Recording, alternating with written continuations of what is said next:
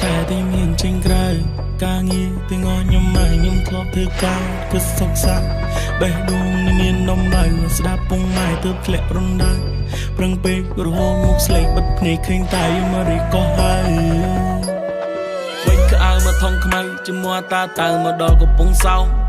ចូលទៅកាស៊ីណូខ្ញុំចូលធ្វើការនៅឆៃណាថោនលុយចូលគ្នាខ្ញុំមានតែ50000បូកចូលគ្នាខ្ញុំញ៉ាំពងទាស្គាល់ណៃកំសន់កំរដូចបងប្អូនឡពេលនឹងមានគ្នាមុខកុំទើមួយថ្ងៃ12ម៉ោងម៉ែខំមកគុំតាមិនអីទេប្រាំម៉ែថាកំពុងតែញ៉ាំបាយទាំងជាស្រែងកំពុងតែញ៉ាំមីកម្មយើងតើចេញពីសាលាចោលការសិក្សាជងឆោមមាសពីឥឡូវយ៉ាងម៉េចដែររសជាតិជីវិតជាស្រែងការប៉ិនមិនដូចកាកិនទេចេញពីស្រែងមកដល់កំពង់សោមពីដំបងខ្ញុំគិនថានឹងស្រួលមួយអាទិនក៏បដូរទឹងមកអង្គុយសំកងពេលខ្លះក៏ចង់ដួលគិតថាខ្លួននឹងមានតម្លៃរឿងជើងរឿងដៃទៅបីឆ្ងាយផ្ទះតែពេលនេះទៅដឹងខ្លួនថាពេលដែរឆ្ងាយម៉ែទៅយ៉ាំក្រពះតែនៅម៉ែនឹងដែរទេ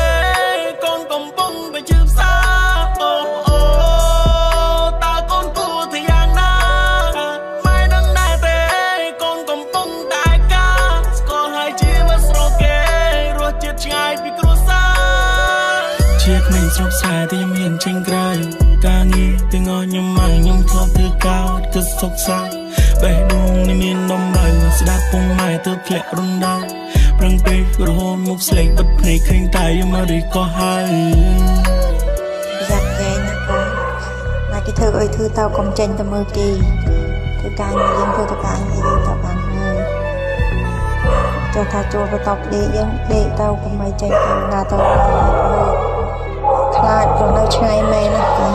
ឆ្ងាយផ្ទះឆ្ងាយម៉ែឆ្ងាយពុកធ្វើការយប់បដូរទំលប់ការដេករឿងជីវិតដូចរឿងនិទានស៊ូដូចទានរាប់កាយរាប់មេឃធ្វើការល្អត្រូវគេទៅសើធ្វើការមិនកើតព្រួយខ្លាយគេជេររឿងរយចំពុកទៅតាមដំណើរកូនចាប់ប្រហើមិនចង់ចោលខ្មោចនៅស្រុកគេមេរៀនថ្មីនេះยังមិនដែររសជាតិជីវិតបែបនេះยังមិនដែរអារម្មណ៍មិនដែររំដងថ្មឹងដូចទីងម៉ងនេះគិនยังមិនដែរបទនេះបំពេអ្នកស្ដាប់ទាំងបងប្អូនខ្មែរធ្វើការស្រុកគេក្តោបក្រសោអារម្មណ៍ដែលឈឺចាប់ដើម្បីតែប្រាក់ធ្វើអីក៏ធ្វើដែរពេល far from home ទើបយល់អារម្មណ៍ដែលឯកាពេល far